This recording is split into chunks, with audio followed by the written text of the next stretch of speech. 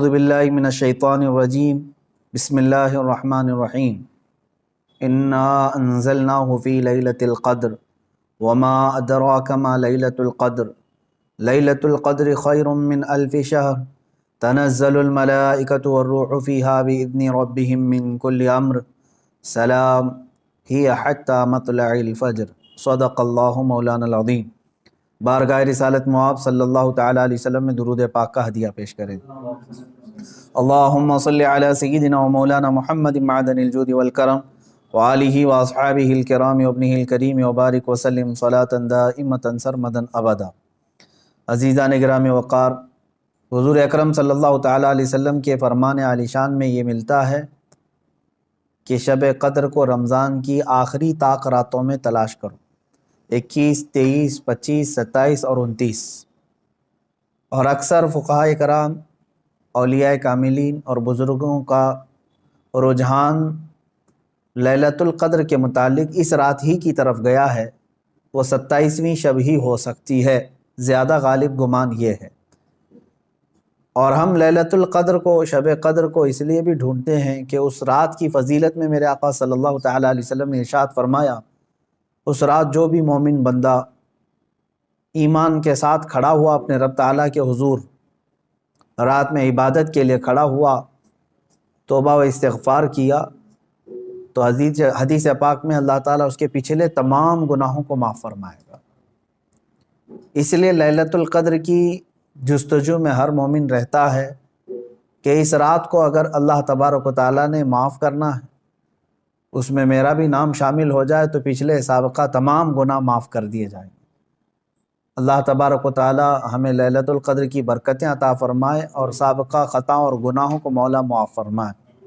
میں تمام مومنین سے یہی کہوں گا کہ یہ رات جس کے متعلق قرآن کہتا ہے لیلۃ القدر خیر من الف شہر، یہ ایک شب قدر جو ہے، ایک لیلۃ القدر، ایک رات 1000 مہینوں سے افضل ہے۔ 1000 مہینوں سے افضل ہے۔ 1000 مہینے کئی سالوں میں ہو جائیں گے۔ جب آپ اس کو ترتیب دیں گے 1000 مہینے تو کتنے سال بن جائیں گے۔ تو یہ اتنے سالوں سے بہتر ایک رات ہے۔ یوں سمجھ لو پوری زندگی عبادت کرنا ہے ایک طرف، اور لیلۃ القدر کی اس مقدس گھڑی میں عبادت کرنا ہے ایک طرف۔ اس لیے اس رات کو ضائع ہونے نہ دیں۔ جو لوگ اس رات کو عیش و عشرت میں اور ادھر ادھر بیٹھ کر کے یا پھر گھومنے پھرنے میں، بائک رائڈنگ میں اور لوگوں کے تماشے دیکھنے میں جو گزارتے ہیں، میں سمجھتا ہوں وہ بہت بڑے حرمہ نصیب ہیں۔ انہوں نے اپنی قسمت میں ملی ہوئی اس رات کو اپنے ہاتھوں ضائع کیا، ہلاک کیا۔ اور اسی لیے میرے آقا صلی اللہ تعالیٰ علیہ وسلم کی حدیث بھی ملتی ہے، وہ شخص تباہ و برباد ہو جائے، ہلاک ہو جائے جو رمضان کو پایا مگر اس کی قدر نہیں کیا۔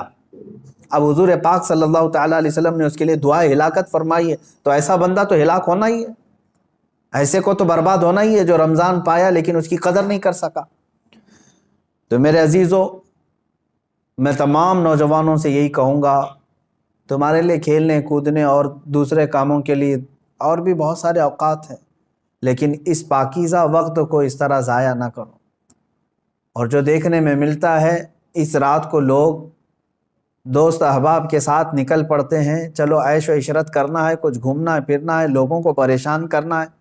اب تو حالات لاک ڈاؤن کے ہیں، باہر اگرچہ جانے نہ ملے مگر اپنے نوجوان بچے اپنے ہی محلے میں لوگوں کو، پولیس کو پریشان کرنے کے لیے نکلتے ہیں۔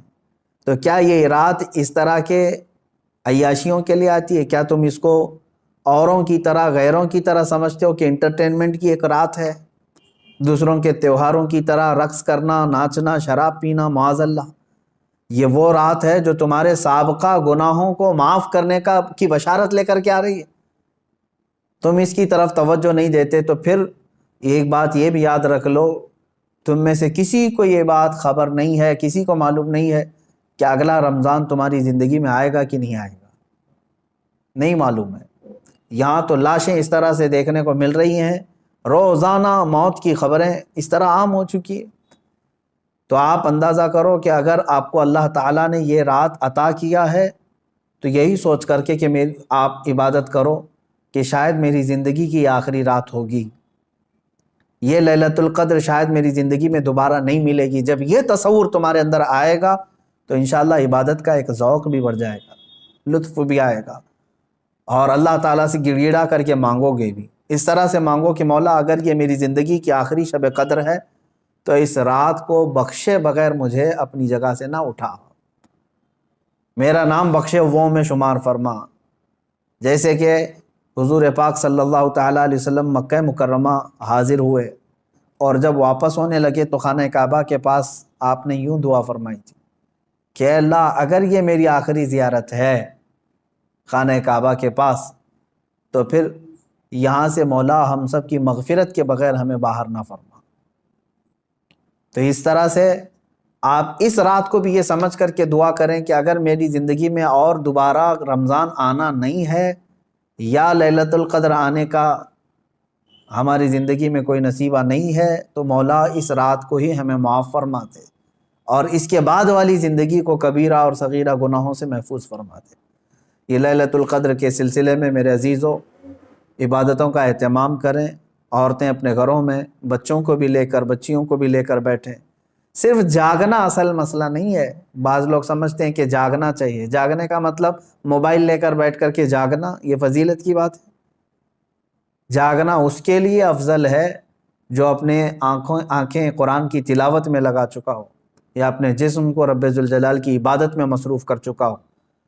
اور اگر خالی جاگنا اور غیبت کرنا, چغلی کرنا یا واہیات دیکھنا ہے تو میں سمجھتا ہوں اس سے بہتر ہے سو جانا اس آدمی کا. وہ سو جائے گا تو کچھ گناہوں سے بچ جائے گا. تو یہ محض گناہ کرنے کے لیے جاگنا یہ افضل نہیں ہے اور نہ ہی اس میں کوئی نیکی کی بات ہے. اللہ تبارک و تعالیٰ سب کو اصلاح کی توفیق عطا فرمائے. آج میں خصوصیت کے ساتھ اس لیلۃ القدر میں آپ تمام کے سامنے حاضر آیا ہوں ایک درد دل لے کر کہ فلسطین کے مسلمانوں کے ساتھ جو حالات آج پیش آ رہے ہیں یہ نئی بات تو نہیں ہے. پچھلے 70 سالوں سے وہ اس ظلم کو برداشت کر رہے ہیں, لیکن اب حد ہو گئی ہے مسلمانوں. مسجد اقصیٰ میں بیت المقدس میں اسرائیلی پولیس داخل ہو کر اپنے جوتوں سمیت اور گولیوں سے مسلمانوں کو نشانہ بنانا. باضابطہ ہمیں وہاں کی جو خبریں آ رہی ہیں لوگ نماز میں مشغول ہیں, دعاؤں میں مشغول ہیں. کل بڑی رات تھی وہاں پر, کل لیلۃ القدر تھی. شب قدر کے لیے وہاں پر ہزاروں کی تعداد میں لوگ جمع ہیں, بچے بھی ہیں, بوڑھے بھی ہیں, جوان بھی ہیں, عورتیں بھی ہیں. وہ پیچھے آمین کہنے کے لیے آ بھی جاتی ہیں.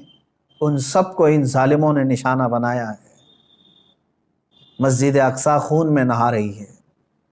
قبلہ اول ہمارا, بیت المقدس ہمارا, آج وہاں خون کی ہولی کھیلی جا رہی ہے. اب مجھے یہاں پر بات صرف اتنی کرنی ہے کہ وہ کہاں گئے سیکولر کے بھوت, وہ کہاں گئے جو انصاف اور امن و امان کی بات کرنے والے, ہیومن رائٹس کی تنظیمیں, کیا ان کے منہ میں گھی لگ گیا ہے؟ کیا ہے آج ان مسلمانوں کے خلاف جو حالات پیدا کیے جا رہے ہیں اسرائیلیوں کی طرف سے, اس پر کوئی آواز نہیں اٹھاتا؟ یہ دہشت گردی نہیں ہے میرے عزیزو. آپ سمجھو پوری دنیا ایک طرفہ دہشت گردی کے لیبل کو صرف مسلمانوں پر چسپاں کرنا چاہتی ہے. ورلڈ کا سب سے بڑا دہشت گرد ہے یہ اسرائیلی حکومت کے انڈر میں اس طرح کی جو سازشیں ہو رہی ہیں. آپ سوچیں کسی بھی مذہب کے, کسی بھی دھرم کے لوگ جب عبادت میں ہوتے ہیں تو گویا کہ وہ دنیا سے کنارہ ہو کر اپنے اپنے خدا کے پاس جا رہے ہیں. یہی تو ان کا تصور ہوتا ہے. عبادتوں کے وقت کسی کو گولیوں کا نشانہ بنانا اور صفوں کو درہم برہم کرنا اور بچوں پر بھی گن تان لینا اور وہاں کے نوجوانوں کے سر پر جوتیاں رکھ کر کے کھڑے ہو جانا, عورتوں کے دوپٹے کھینچ لینا, یہ ہے ایک چہرہ اسرائیل کا جس کو دنیا بتانا نہیں چاہتی. اور وہ سب حد پار کر کے بھی امن کے مسیحا ہیں اور دہشت گرد ہم ہیں.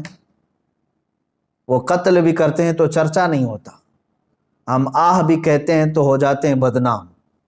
میرے عزیزو اب یہ وقت قیامت کے قریب کا ہے. آپ دیکھو کہ تمہارا مسیحا ہے کون, کون تمہارے لیے آواز اٹھانے والا ہے. تقریباً 57 ممالک اسلامی نام سے جانے جاتے ہیں, ان میں کا کوئی لیڈر سوائے ترکی یا کچھ لوگوں کے؟ یہ سارے اپنی عیاشیوں میں مصروف ہیں۔ فلسطین کے بچوں کو ایک لقمہ کھانا دینے کے لیے بھی سعودی عرب کی حکومت تیار نہیں، امارات تیار نہیں۔ یہ تو اسرائیل کے ساتھ پینگے بڑھا رہے ہیں، اسرائیل کے ساتھ معاہدے کرنے چلے ہیں، اپنی پراپرٹیاں اور اپنے ایئرپورٹ ان کو گروی دینے کے لیے چلے ہیں۔ سمجھنے کی آج ضرورت ہے، جہاں اسلامی ملک ہم سمجھ رہے ہیں، سعودی ہو یا امارات ہو یا بحرین ہو یا قطر ہو، یہ تمام ممالک، ان سب کی نہ جانے کون سی مجبوریاں ہیں، یا ان کے گھروں میں کون سے یہودی آ کر داخل ہو چکے ہیں، یہ واللہ عالم۔ کہ نہ سیریا کے مارے جانے والے مسلمانوں کے لیے بات کرتے ہیں، نہ فلسطین کے نہتے بچوں کے لیے بات کرتے ہیں، نہ یہ برما کے قتل عام پر کوئی بات کرتے ہیں۔ ان کو تو کچھ لینا دینا نہیں ہے امت مصطفیٰ سے، بلکہ یہ الٹا امت کے ان غریب مسلمانوں کو بلیم کرتے ہیں کہ یہ اس طرح دہشت پھیلاتے ہیں۔ ایک وقت آئے گا، دیکھ لینا، ان کی کرسیاں ہلیں گی، وقت آئے گا جب ان کے تاج اچھالے جائیں گے، یہ سب بہت بری موت مارے جائیں گے۔ اس لیے کہ میں نے پڑھا ہے، کفر کی حکومت تو چل سکتی ہے لیکن ظلم کی حکومت نہیں چلے گی، ظلم زیادہ دن تک نہیں چلے گا، یہ صدائے بازگشت ہے، پلٹ کر کے واپس آنا ہے۔ آپ کو پتہ ہے، میں نے دیکھا ہے فلسطین کے بہت سارے لوگوں کو جن حالات میں وہ زندگی گزار رہے ہیں، اللہ کی پناہ، 35 سال 40 سال سے ان کی مارکیٹوں پر کرفیو لگی ہے۔ کرفیو سمجھتے ہیں، ایک دن 2 دن کرفیو لگے تو ہمارے دکانوں پر تالا، اور 40 سال سے کرفیو لگا کر کے رکھے ہیں کچھ مارکیٹس میں، بازاروں میں، دکانوں پر جالے لگ چکے ہیں، بہت ساری پراپرٹیاں اور جائیدادیں ہڑپ کر کے اسرائیلی غصب کر کے بیٹھے ہوئے ہیں۔ یہ ساری کی ساری چیزیں بنا ان عرب لیڈروں کی اجازت کے اور ان کی منظوری کے نہیں ہو رہی ہیں۔ یہ سب میں ان لوگوں کی ہمدردیاں شامل ہیں۔ انہوں نے سعودی ہو یا جتنے بھی یہ مسلم کنٹریز ہیں، فلسطین کے بچوں کے خون پر اپنی کرسیاں بچھائے ہوئے ہیں۔ آج ہمیں درد ہوتا ہے اس بات کا میرے عزیزوں کہ اب مسجد اقصیٰ کو بھی انہوں نے پامال کر دیا، مسجد اقصیٰ کے اندر داخل ہو کر کے اپنی گن کو اٹھا لیا اور عبادتوں کی اور صفوں کو وہاں پر درہم برہم کر دیا۔ اب یہ تمہارے سمجھنے کا وقت آ چکا ہے، اب مسلمانوں تمہارے اتحاد کا وقت ہے۔ لیکن ہم تو یہاں سے آواز اٹھاتے ہیں، جتنا ہو سکے میں بیدار کرنے کے لیے آواز اٹھاتا ہوں، ورنہ رہ رہ کے 100 زخموں کا خیال آتا ہے، کس زخم پر ہم بات کریں آج۔ اسی لیے وہ حالی کا شعر مجھے یاد آتا ہے، رسول پاک کی طرف مخاطب ہو کر کے حالی نے کہا تھا، اے خاص ہے خاصان رسول وقت دعا ہے، امت پہ تیرے وقت عجب آ کے پڑا ہے۔ آج یہی حال تو ہے امت پر، ایسے حالات کہ ہماری بہنیں بہت چیخ رہی ہیں اپنی عزت کے لٹنے پر، ہماری ماؤں کو بے آبرو کیا جا رہا ہے، لیکن ان کی مدد کے لیے اٹھنے والا کوئی شہسوار نظر نہیں آتا۔ مشرق سے مغرب تک، شمال سے جنوب تک ایک چپی اور ایک خاموشی ہے، ایک ایسا سنسان ماحول ہے کہ سب اپنوں میں اور اپنے آپ میں مست ہیں۔ تمہیں معلوم ہے آج ہم افطاری کے لیے بیٹھتے ہیں تو بڑی بڑی نعمتیں کھا لیتے ہیں، ان بچوں کا کیا ہوتا ہے جن کی افطاری کے وقت ان کے باپ اور ماں کی لاشیں سامنے رکھی رہتی ہیں؟ رمضان المبارک ان کا ہر سال اس طرح سے خون میں نہلا دیا جاتا ہے، یہ کون سا انصاف ہے؟ یہ امریکہ جو ہیومن رائٹس کی بات کرتا ہے، دنیا کو انصاف اور جمہوریت دینے کا علم بردار کہلاتا ہے، یہ سب کے سب ان فلسطینیوں کے قتل عام پر خاموشی اختیار کیے ہوں گے۔ کہاں ہے وہ اقوام متحدہ؟ کہاں ہے وہ UN ہے؟ وہاں پر ان چیزوں کی بات نہیں ہوگی۔ ہاں، اگر ایک اسرائیلی مارا گیا یا ایک یہودی یا ایک عیسائی مارا گیا تو اس کے لیے تو بوال ہوگا۔ مسلمانوں کا خون سستا ہو چکا ہے، مسلمانوں کا خون بہت عام ہے کہ ان کو کوئی بھی بہا دے۔ اے مسلمانوں، اس لیے آج تمہیں واپس اپنے اسی قدم پر آنے کی ضرورت ہے جہاں پر رسول پاک نے تمہیں چھوڑا تھا۔ میرے آقا صلی اللہ تعالیٰ علیہ وسلم نے جو نقوش ہمیں دیے وہاں پر تمہیں واپس آنے کی ضرورت ہے۔ تم اگر دنیا کی رضامندی کے لیے اپنے آپ کو بیچتے ہو، چند لوگوں کی رضا کے لیے اپنے آپ کو بدلتے ہو، تو یاد رکھنا یہ دنیا کبھی تم سے راضی نہیں ہوگی، کبھی راضی نہیں ہوگی۔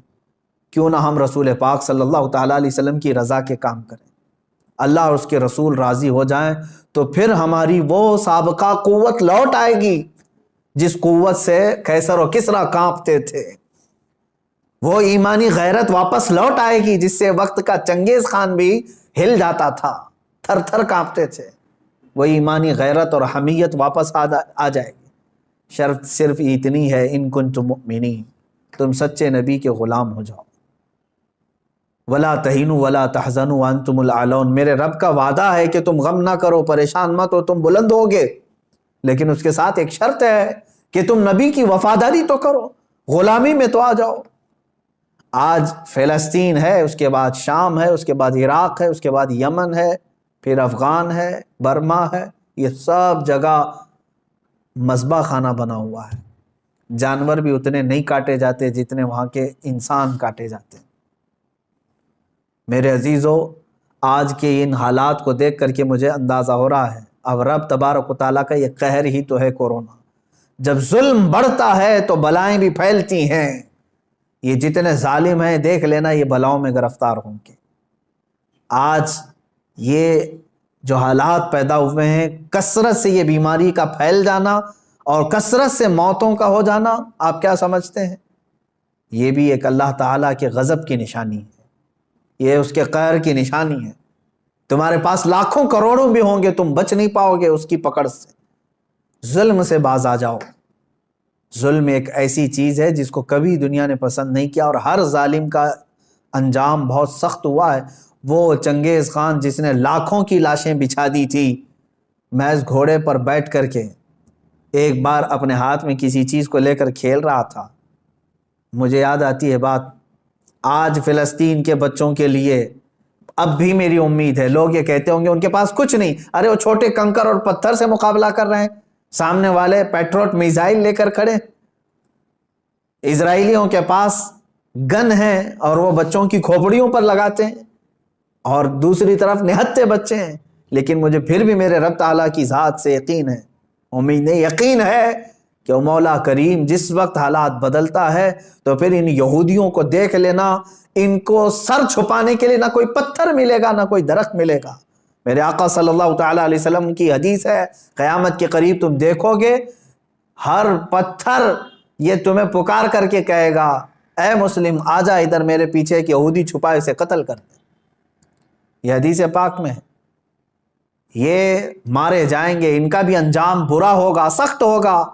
یہ ظلم کا جو ننگا ناچ ناچ رہے، ان کو کیا لگتا ہے کہ ہمیشہ ہی رہیں گے؟ یہ خود چین سے کبھی نہیں رہ سکتے۔ ذلت والے لوگ، انبیاء کا بے حساب قتل کیا جنہوں نے، پوری دنیا کی آج چین و سکون کو غارت کرنے والا یہ اسرائیل کیا سمجھتا ہے کہ ہمیشہ ان کی حکومت قائم ہو جائے گی؟ میرے رب تبارک و تعالیٰ کا انتقام بہت قریب ہے، بہت قریب ہے۔ میں جو بات عرض کر رہا تھا وہ یہ ہے کہ فلسطین کے بچوں کے لیے اب بھی انشاءاللہ العزیز امید ہے، آئے گی۔ چنگیز خان ظالم تھا، اس نے انسانوں کی کھوپڑی سے مینار بنانے کا بھی حکم دے دیا تھا۔ اتنے قتل کرتے تھے، جس راستے سے وہ گزرتے پورے گاؤں کو جلا کے چلے جاتے تھے، کوئی نشانی نہیں رکھتے تھے۔ منگولیا کے رہنے والے یہ چنگیز خان نے ایک وقت ایسا آیا کہ تقریباً کئی سو لوگوں کو، مسلمان بھی تھے اس میں اور دوسرے بھی تھے، قید کر کے لایا اور کھڑا کر دیا۔ قتل عام کا حکم تھا، 3 صفیں لگی ہوئی تھی، اس میں علماء تھے اکثر، ایک بڑی عمر کے بزرگ بھی اس میں کھڑے تھے، وہ پہلی صف میں تھے۔ تو جلاد کو اس نے حکم دیا، چنگیز خان اپنے گھوڑے پر بیٹھا ہوا تھا، اپنے گھوڑے پر بیٹھا ہوا تھا، حکم دیا کہ قتل کرو۔ تو پہلی صف کو جب قتل کرنے لگا جلاد، تو بڑی عمر والے جو تھے، وہ ایک بزرگ، وہ دوسری صف میں پیچھے چلے گئے کہ پہلی صف والوں کے سب سر اڑا دیے گئے، سب قتل ہو گئے۔ چنگیز خان دیکھ رہا تھا کہ ایک بوڑھا پہلی صف سے دوسری صف میں جا رہا ہے، دوسری صف کے قتل کا حکم ہو گیا، تو وہ بوڑھے میاں تیسری صف میں چلے گئے کہ بچ جاؤں کہیں سے۔ چنگیز یہ چیز دیکھ کر کے ہنس رہا تھا کہکا مار رہا تھا۔ دوسری صف کے بھی پورے لوگ قتل ہو گئے۔ تیسری صف جب بچی تھی تب چنگیز خان نے اس بوڑھے کو مخاطب کر کے کہا، بڑے میاں یہ آخری ہے، پہلی سے تم دوسری میں آ گئے، دوسری سے تیسری میں آ گئے، میں دیکھ رہا ہوں مسلسل تم کو، اب پیچھے کوئی صف نہیں، آگے میری تلوار ہے، بتاؤ اب کہاں جاؤ گے، اب کون بچائے گا؟ اس بزرگ نے کہا، میرے رب کی ذات سے اب بھی مجھے امید ہے، میرے اللہ سے مجھے اب بھی امید ہے، وہ اگر چاہے تو اب بھی مجھے بچائے گا۔ کہا کہ اب کوئی صورت ہی نہیں ہے تمہارے بچنے کی۔ قتل عام کا حکم تھا، تیسری صف کے لوگوں کو قتل کرنے کا آرڈر دیا ہی تھا۔ اچانک وہ کوئی چیز لے کر کے اپنے ہاتھ میں کھیل رہا تھا چنگیز خان، اس کے ہاتھ سے وہ گر گئی۔ وہ چیز جیسی گری وہ جھک کر کے اٹھانے گیا تو گھوڑا ڈر گیا، اس کا ڈر کر کے بدک گیا اور ایسا دوڑا کہ چنگیز کے پیر جو ہے اس کے زین میں پھنسے رہ گئے اور سر نیچے لٹکا رہ گیا، اور گھوڑا اتنا سرپٹ دوڑتا گیا کہ اس کا سر جو ہے پتھروں سے ٹکراتا چلا گیا، اتنا ٹکرایا، لوگ پکڑنے کی کوشش کرتے رہے، گھوڑا کسی کے ہاتھ میں نہیں آیا۔ وہ بہت اعلیٰ نسل کا گھوڑا تھا جو چنگیز استعمال کرتا تھا۔ وہ گھوڑا بھاگتا رہا یہاں تک کہ بہت دیر کے بعد جب چنگیز خان کے گھوڑے کو قابو میں کیا گیا، اس کا سر جو ہے کئی پتھروں سے ٹکرا چکا تھا اور اس کے بعد اس کی موت آ چکی تھی، موت آ گئی۔ اس بابا نے کہا تھا، اب بھی اگر اللہ چاہے تو مجھے بچا لے گا۔ ظالم اگر سر پر بھی کھڑا ہے، گردن پر تلوار بھی ہے، اگر رب تبارک و تعالیٰ چاہے تو ظالم کو اسی وقت اس کے انجام تک پہنچاتے۔ آج بھی اسرائیل نے اگر حد کر دیا، بچوں کے خون، عورتوں کے خون کو مسجد اقصیٰ میں بہا دیا، تو یاد رکھنا رب تبارک و تعالیٰ دیکھ رہا ہے۔ وَمَا اللَّهُ بِغَافِلٍ عَمَّا يَعْمَلُ الظَّالِمُونَ، اللہ ہرگز ظالموں کے کام سے غافل نہیں۔ انما یؤخرہم لیوم تشخص فیہ الابصار، ہاں وہ تھوڑا مؤخر کرتا ہے اپنی پکڑ کو، لیٹ کرتا ہے، دیر کرتا ہے پکڑ کو، کیوں؟ تاکہ سارے لوگ اس کا انجام دیکھ سکیں، سارے لوگ اس کا انجام دیکھ سکیں۔ وہ تھوڑا سا ڈیلے کر کے بعد میں پکڑ کرتا ہے، اور جو ڈھیل ہوتی ہے اس کو کوئی یہ نہ سمجھ لے کہ وہ جو کر رہا ہے اچھا کر رہا ہے۔ لیکن میں تمامی مسلمانوں سے کہنا چاہوں گا، اب بعض لوگ تو اپنی تسبیح اپنے مسلح پر تو آئی گئے ہیں کہ چلو فلسطین کے بچوں کے لیے دعا کرنا ہے۔ ظاہر سی بات ہے، اب دعا کے علاوہ بہت سارے لوگوں کے پاس بچا کیا ہے، آج یہی حالات ہیں ہمارے۔ لیکن ساتھ میں نوجوانوں سے کہنا چاہوں گا، اٹھو وہ گر نہ حشر نہ ہوگا پھر کبھی، دوڑو کہ زمانہ چال اپنی چل گیا۔ جو چنگاری وہاں پر، جو آگ وہاں پر لگی ہے، اس کی چنگاریاں تمہارے گھر میں آنے پر دیر نہیں لگے گی۔ یاد رکھنا، پڑوس کے گھر میں اگر آگ لگی ہے تو چادر تان کر کے سو جانا یہ بیوقوفی ہے کہ اس گھر کی آگ کی چنگاریاں تمہارے گھر کو بھی جلا کر خاک کر سکتی ہیں۔ یہ تمہیں جگانے کے لیے، بیدار کرنے کے لیے ہے۔ جہاں جہاں تم ظلم کی یہ تمام داستانیں سن رہے ہو، وہ چنگاریاں تمہارے گھر سے بہت قریب ہیں، تمہارے گھروں کو خاکستر کرنے کے بھی منصوبے بنائے جا چکے ہیں۔ اس لیے ایمان کے ساتھ اور محبت مصطفیٰ کے ساتھ بیدار ہو جاؤ، قوت عشق سے ہر پست کو بالا کر دو، دہر میں نام محمد سے اجالا کر دو۔ مولا کریم اے رب رحیم، اے غفور و رحیم مولا، آج کی اس مقدس رات ہم تیرے دربار میں دعا کرتے ہیں، اے رب ذوالجلال تو رحم اور کرم فرما دے، امت مصطفیٰ پر کرم فرما دے۔ اے اللہ تیرے دربار میں ہم ہاتھ پھیلائے ہیں، فلسطین کے نہتے بچوں پر تو رحم فرما دے۔ اے اللہ رمضان کا پاکیزہ مہینہ ہے، اے کریم خدا، رمضان میں لوگ روزے سے رہتے ہیں، دن بھر بھوکے رہتے ہیں۔